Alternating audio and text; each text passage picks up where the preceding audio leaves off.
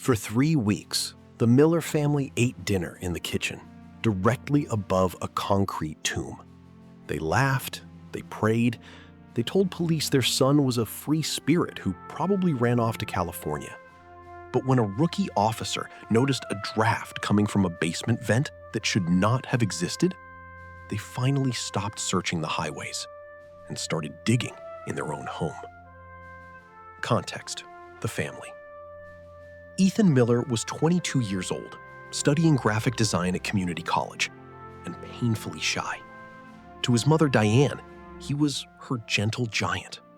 To his father, retired police officer Robert Miller, Ethan was too soft for this world. They lived in Wabash, Indiana, a town where 4,000 people leave their doors unlocked. On March 14th, 2021, Ethan came home from his night shift at a warehouse. He said goodnight to his parents. That was the last time anyone saw him alive. The disappearance, false normalcy.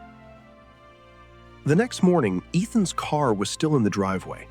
His bed looked slept in, but his phone, wallet, and jacket were all gone.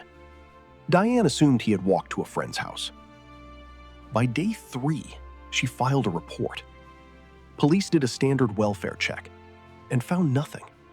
No signs of struggle, no forced entry.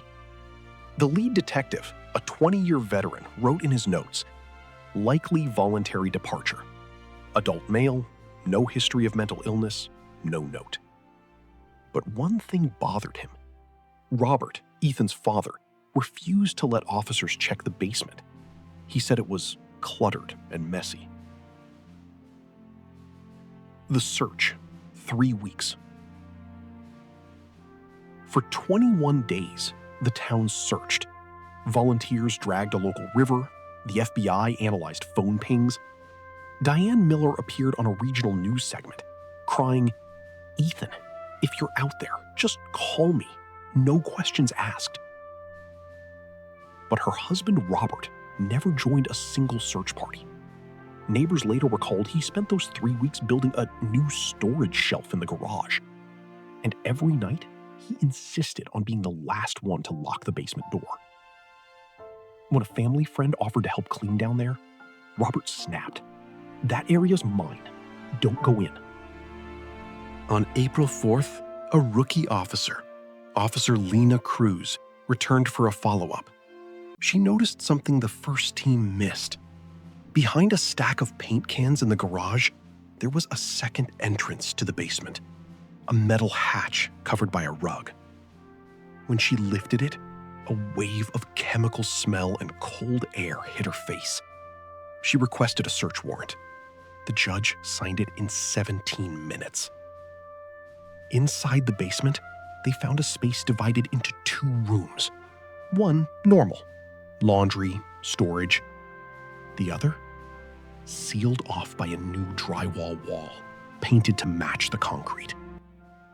Behind that wall, wrapped in contractor bags and buried under 400 pounds of quicklime, was Ethan Miller. He had been there the entire time, while his mother cooked dinner upstairs, while his father watched TV.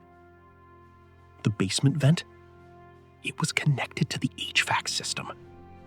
The smell was being pushed outside. Barely. The confession, 7:30 to 8:35. Robert Miller confessed after 7 hours of interrogation. But his story kept changing. First, it was a fight. He attacked me. Then, it was an accident. I pushed him down the stairs. Finally, the medical examiner's report ended all debate. Ethan had been struck in the back of the head with a blunt object, a hammer from Robert's toolbox. The murder happened within minutes of Ethan arriving home that night. Robert then spent 48 minutes cleaning the basement, building a false wall, and going back upstairs to help his wife make missing person flyers. His motive? Ethan had told his mother he was planning to move out. Robert, a controlling perfectionist who had lost his police pension due to fraud years prior, could not stand losing control of the last person who still respected him. Aftermath. justice and trauma. Robert Miller was convicted of second-degree murder and sentenced to 35 years. Diane Miller filed for divorce during the trial. In her victim impact statement, she said, "I cooked him dinner every night while his son decomposed 12 feet below. He kissed me goodnight. He sat in church next to me. I want to know, did he hear the floor creaking? Did he dream about it?" Robert's reply was silence. The house was demolished in 2023. A small memorial now stands where the basement used to be. It reads, "Ethan Miller. He wanted to leave.